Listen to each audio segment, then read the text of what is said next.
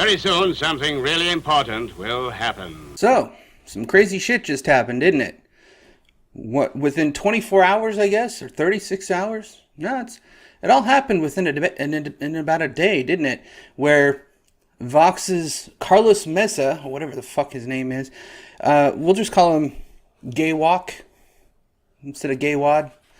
Don't really care at this point. He's a prick. He's an absolute bully. That's exactly what it is. So, what happened, really? We've heard the analysis. We've heard the lawyers from Crowder. We've heard a bunch of different opinions shoot out. And then there's my theory, which is a little bit different from everyone else's now, isn't it? And in my last video, if anybody actually watched it, which only a few people did, you see that basically what happened was the paradigm is shifting. Old media is dying out. New media is taking over. Less production time, less quality time, and it's all put on personal interest, I guess you could say. So it's independent. It's decentralized. It's uncontrollable. You can't control the narrative. So what do? You attack their base, their income, their ability to thrive. Unfortunately for everybody involved, that means everyone that is associated, even loosely, by using the same platform is now vicariously attacked. Here's what's fun. Vox has its own channel. Has more subscribers than Crowder. Has more subscribers than most people on this platform, except for the chosen few, if you will. The ones that prefer just to say what happened and leave it at that. Phil DeFranco is a good example of that. But of course, he's already gotten hit by the demonetization bomb as well. There's a couple things I've been thinking about here. I heard a pontification, if you will, from Teal Deer. And I thought it was quite interesting. Do we actually own the videos that we upload to YouTube? Or are vicariously we giving them away, intellectual property rights, to YouTube as a publisher, not a platform, so that they can make money off of our content? All the while they're supposed to, as an equal exchange for intellectual property would go, give us a portion of their revenue because we are contributing to the ability of them to make revenue. Unfortunately, what happened was the people that were involved didn't just attack the single source. In fact, they went bigger the moment and the opportunity that they had. Why? Well, they don't have an intellectual stake in any intellectual property. If you think about it, they write skits. They're paid by somebody else to do this. They have no ownership of what they've built. If you look at the reactions of everybody else, they're pissed, right? That's because they have personal ownership within what they've created.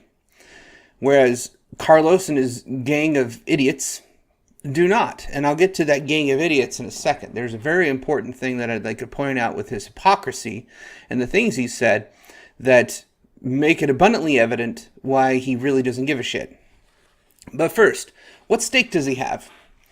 Well, it's well known that those that create something themselves value that thing more than if it was something just given to them, or if it's something that they don't own themselves but create and contribute to others. So that's why most people pretty much hate their job, right? You collectively don't have an ownership of what the company puts out. You only have interest because you help make it, if that makes any sense. You don't really own it. It wasn't yours. You didn't get to keep it. You helped make it, but it's not yours to keep. All our hard work for nothing. Which is, it's interesting. For anybody that's actually has the ability to make something on their own, they'll know that anything that they make, they value more than anything that they've contributed to make or given to them. This is kind of a problem that socialism and communism have, that intellectual property is all but neutral. It doesn't exist necessarily. You can own your toothbrush because, God, that's gross, but you can't own your house, right? This is their claim. But what if I built that house with my own two hands? What if I built all this that I'm sitting in right now? Oh, it's not mine because I built it? That fascist ideology is a huge problem. I'm going off tangent here, but if you think about it, every video that anyone's ever made and uploaded to YouTube is their intellectual property. They made that. They're independent contributors. They do their own thing. Yes, some of them have hired a team to help them make things. Like Crowder's, for example, got a group of people together to do commentary, not just one. He had to hire a lawyer, and he's like, hell, why don't we have the lawyer be a part of the show too? Why not? They pay people to come on. They invite people just because they can. Then you look at some of the other ones that are just solo mio. Up until recently, Sargon was solo. Bering is solo. Hell, even Christy Winters is solo. The Abomination of Steve Shives, solo. Amazing Atheist, solo. The Drunken Peasants is a group of people. They're all solo that got together, decided they're on their own podcast on YouTube. But all these people create and upload, including me. This is my intellectual property. I choose to upload it to YouTube to get the most viewership, but I give away part of my intellectual rights because they decide whether or not they want to keep it there. So that becomes a problem. At what point, this is why also everybody gets irritated with the copyright abuse that goes on YouTube's platform. Just as a small tangent, the reason why it's so fucking annoying is because we make and create this, and then some asshole comes along and says, no, that's mine. It's theft. In all intents and purposes, especially when things fall under fair use, they're within the guidelines. You're just responding to a video, for example, or you bought permission to a song, or even you wrote a song and they try to claim it as copyright, which means they're trying to steal from you your intellectual property. You can sue these people for attempted theft of copyright or attempted theft of intellectual property because it's you basically owning it. It's not like you were paid by anybody else. They didn't contribute a dime to it. I've been tempted a couple times by a couple of the ones that are notorious for just bot spamming everyone that they think they can copyright against. If anyone ever uses a clip from anyone, they tend to just flag it immediately, like within seconds. Oh, it's like, oh, that algorithm found what I wanted. They have an algorithm basically sitting on their own site scanning YouTube for every upload that they have for the content within it, just so they can claim it and steal it, basically. That's really what they're doing. But think about how pissed off when people get with that copyright abuse that goes on, because it's their intellectual property. They made this video that they put up and shared it with the world. And here's this some asshole corporatist piece of shit trying to claim it as their own. Well, as Tilder put it, this may or may not be actually our own intellectual property. I've ran through and read the terms of service a couple times. It seems to be that they're a publisher, but they have guidelines to which they want their content to be up there, so you can fall within those guidelines. No swearing and all that fun stuff for monetization guidelines. I don't plan on actually monetizing shit on here. Once I get a big enough following, I'll put out a tip jar, essentially, which is like Patreon, Subscribe Star, or sell some merch or some shit. Probably jujitsu shit, because I'm into kung fu martial arts. I'm gonna go down that route. Custom hat, maybe, that kind of thing.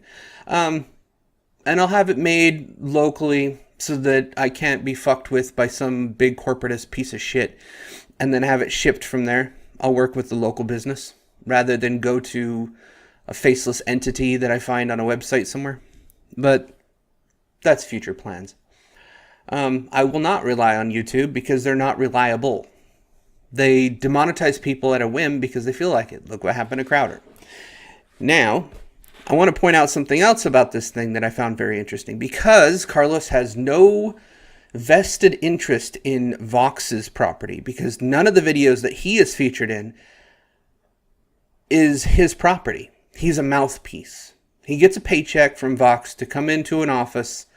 He has to go to a studio because he's not filming this shit anywhere else. So it means he has an office that he goes to where he sits in a room. They figure out a script, a skit, and all that fun shit. They write it down. He gets in front of the camera. He does his thing. Doesn't matter if he's right or wrong. He just reads from the script. He gets paid what he thinks he's owed, and then he steps out. Of course, little to anyone's surprise, the old media, Vox and Friends, which are the old digital platforms, if you will, they've existed for 10 plus years. The paradigm has shifted. They were the early adopters of that paradigm shift. They found old corporate money in doing so they were able to get themselves backed. But once it went decentralized, they fucked themselves, and now they want to maintain said power. So that's why they're coming after everyone else. Because as my paradigm shift model demonstrated, the next step beyond these alpha dogs keeping their power is the ones that are challenging that power with their own voice, which is a decentralized voice from the original. Now, yes, some of them get big enough that they have to hire a team and whatnot, so long as they maintain their mission and vision, keep with their focus, the culture, and all that fun stuff that goes with organizational development, they should be fine. But as time has demonstrated, every time an organization gets too big, it gets a slow creep to where adaptation to changing environments is rare. Like, it just happened to be a fluke that Apple jumped on on Napster and said there's an opportunity and took it wholeheartedly. Back to Vox. They attacked YouTube not because of YouTube or anybody on YouTube. They just happen to know through historical evidence, mind you, this is a repeatable thing that they've done over and over again. They can get you banned. They can get you demonetized. They can hit your income, your revenue, challenge you any which way they can. And they know that the leadership at YouTube is so weak that they will capitulate to the bigger voice, the louder voice. Because YouTube is just a platform. They're a publisher. It'd be like CNN going after a bookstore. Kind of the same thing. Who knows who this bookstore is? They don't give a shit. But did you know that they have hate on their shelves? Yeah, they probably do. They probably got some historical evidence of Nazis. They probably have some weird mysticism shit. They probably have some satanic stuff on their shelves. Hell, if you walk down the self-help area, that's all pseudoscience mumbo-jumbo shit most of the time. You see that weird healing stuff. It's got all sorts of crazy shit all over the shelves. But if they were to come in and say, hey, they're a den of hate speech and shit like that, it's because they have the books. They have all the books. They're just sitting there. It's not the bookstore. It's the people that wrote it. So what they're trying to do is attack the bookstore so that the people that wrote it can no longer make money. And they don't care who they burn along the way, because now they've taken down their competition. That's the point. To control their competition. To capitulate their competition. So what these guys do, because markets used to actually still kind of are, manipulated by press releases, by positive, negative media, basically, these activists have figured out that this is a niche for power. They can control the corporations by manipulating the story to make it look like an organization is worse than it is, thus hitting their bottom line, especially if they're a publicly traded company. Google and YouTube and all them, they're publicly traded. So when their stock takes a hit because of some assholes that wrote some hit pieces, they have to do something, and they will act drastically to try and recuperate the loss. Unfortunately for Susan, she's an idiot. She doesn't know how to deal with this situation. She's a kind-hearted person, more than likely. From what I've seen of her interviews and whatnot, she thinks with her heart. She doesn't think with her head. She doesn't have the mentality to stand up to bullies. That essentially is what it is. She's probably never been bullied in her life. She's probably always existed in this bubble where she thought she saw sexism one time, where a boss was mean to her once. Kind of like that Lean In book where she read that a couple bosses were mean and, man, they were sexist. But, there's some studies that kind of give you half of the data and then, it just proves my point. That kind of shit. I hate those type of books. They don't teach you a thing. But there is another thing that goes with this. There's a thing called social evidence and social influence. There's an actual theory behind this in sociology. Not that many people like sociology, but before sociology turned into social justice ideology, that groupthink, group mentality, a herd mentality will follow through in suit when a person acts or is influenced, especially when there's uncertainty. So if you look at all the uncertainty around YouTube, and they don't want to lose more money and more revenue because the first couple of attacks, they've had ads removed from their entire site because of what these people have been saying. But no one's really figured out that all they're doing is crying wolf. They're wrong. They show some evidence of things that aren't true, take it out of context and make it spin it so it looks like it's what it is, so they can bully YouTube into their position. So, as I said, they have historical evidence to suggest that if they do it again, it'll work because YouTube will cater to these bullies. They have in the past. Why would they change now? They still have the same leadership. They still all are left-leaning social justice warriors sitting in Silicon Valley. Well, some of the people that are also social justice warriors are authoritarian social justice warriors. They don't give a fuck about their own identity. They use it as a weapon. If they cared about their identity, they wouldn't be treating it as a crutch or a cudgel or both, technically.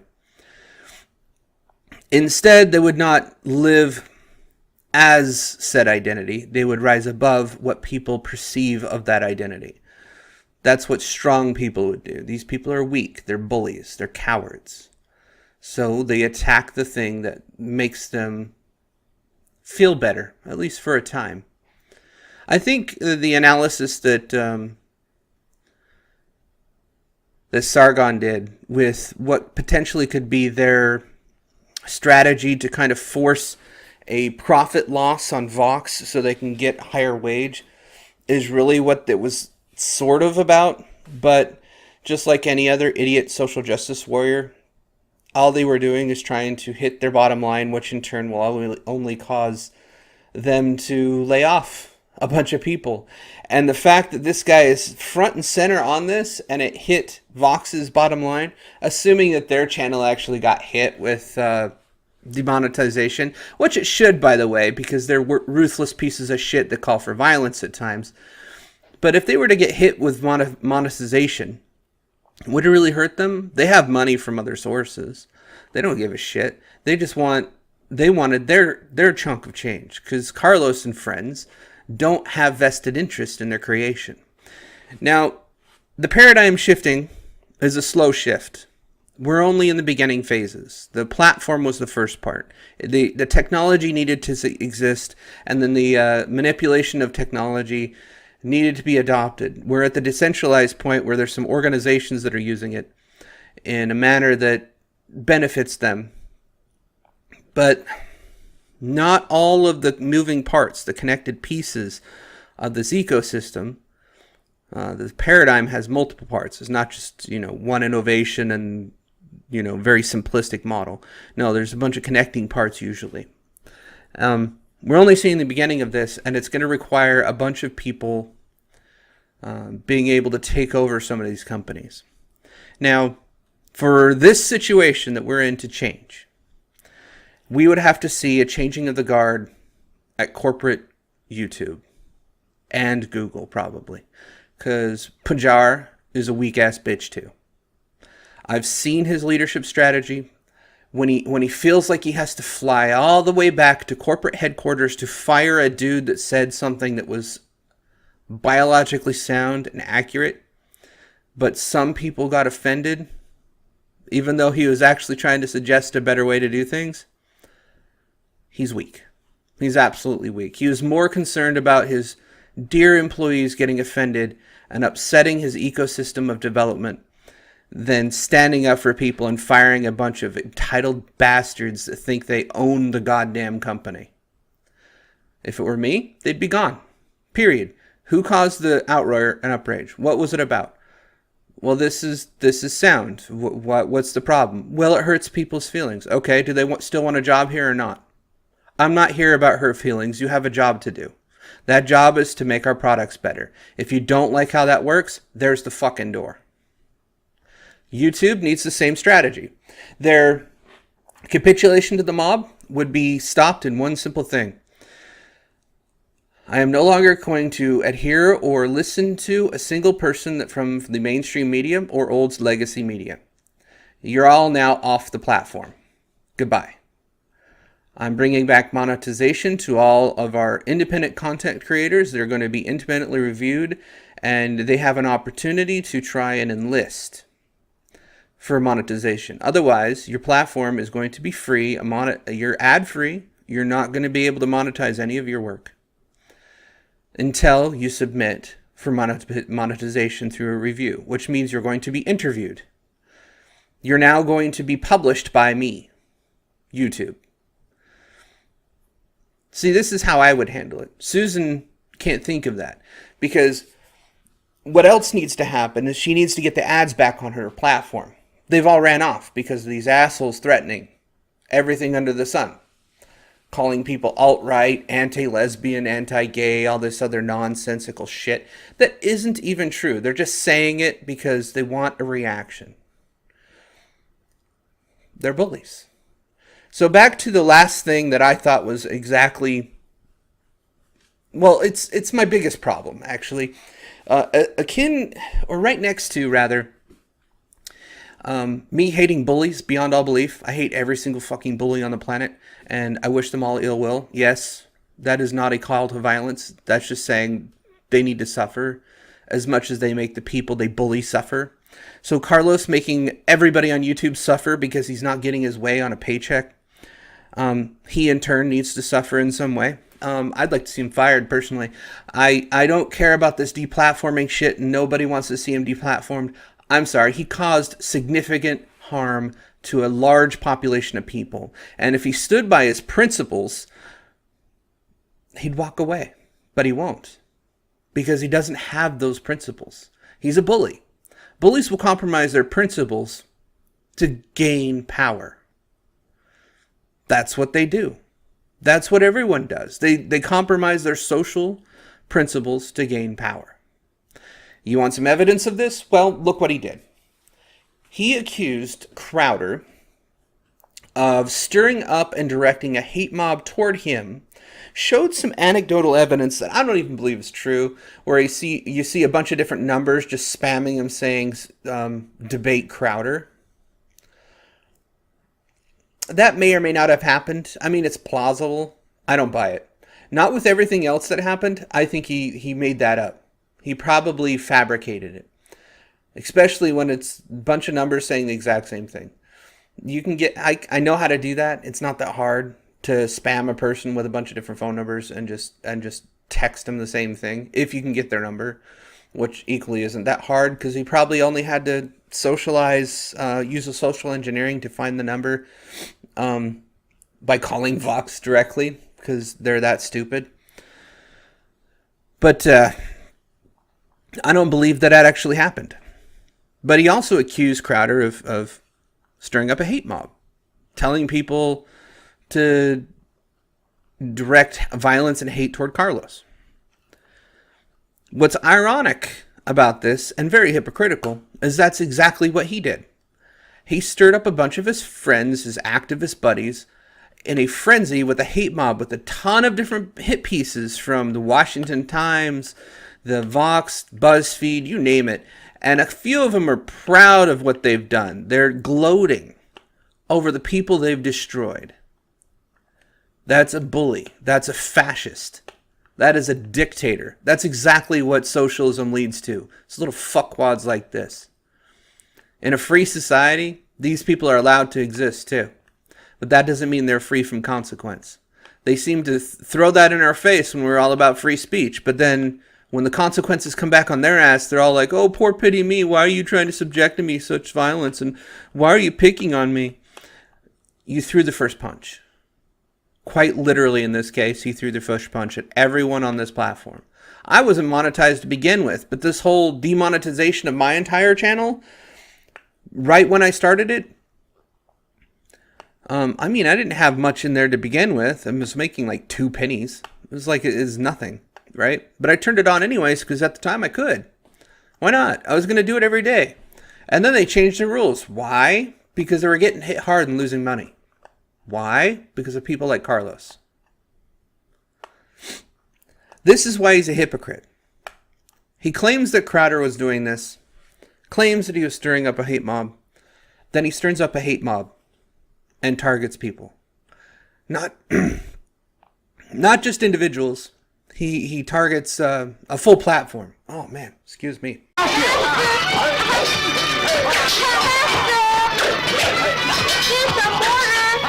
That was some high quality H2O. All right.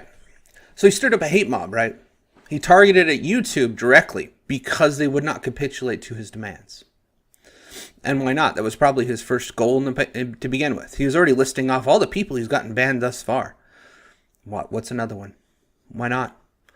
But I think it's going to backfire on him in a hard way. I've already written to Vox personally and told him that this guy has sown division and hate. He has decided to target people against with their immutable characteristics and has called for violence on his social platform, and he is your face. He is your representative. So the next thing I'm going to do is contact the people that give them money. Do you want this person that incites hate and violence openly? Do you want to give these people money? Because that's his face. He's literally calling for violence. Sure, it's just a milkshake. And there's what could be in the milkshake. There's a bunch of that shit. It's meant to humiliate people because that's what bullies do. They like to humiliate people. It gives them power. This is why I hate those fuckers. They think they can control you by humiliating you. Well, throw a milkshake at me. I throw my fist back. You started the fight. I'm going to finish it. That's how you deal with bullies. They stop being a dick when somebody stands up to them. Now the open creators are going to stand up to them. And now here's something that I don't agree with a bunch of people that are saying all this shit on the universe of YouTube and Twitter and whatever. YouTube is on their side. They will capitulate because they're losing money anyways. And they don't want to lose any more. So they will do anything within their power to try and not lose money. So it's a gut reactionary thing. They would love to demonetize everyone because that means it's more money in their pocket. Assuming that what they do is they stop paying you and still run ads, which they do to some people, I've noticed. It's kind of a shady, underhanded thing. But I would think there might be a lawsuit plausibly for monetization of intellectual property without the authorization of the intellectual property holder, maybe. Not really copyright infringement because they're a platform hosting your shit. You didn't say they could host it for free. Or you said you would host it for free and you would monetize it yourself. But if they're turning around and vicariously making money on your content without your express permission, say you turn off demonetization, but they monetize your shit anyways. Well, that just means that now they're making money on your intellectual property. Is that legal? Maybe. You'd have to read the terms of service to find out. But I don't advocate violence against Carlos or anything else. I'd like to see him lose his job, though. We will fight to protect ourselves. He's going to put a bunch of people out of work. Why not? It's only fair, right? This guy is destroying people's livelihoods. He's not a journalist. He's an activist. He's not an activist. Well, I guess you know what? Activism today is the same as bullying, I guess. That's probably why I hate it the most. I dislike any and all forms of bullying. You don't harass and intimidate people into doing what you will. That's what they do.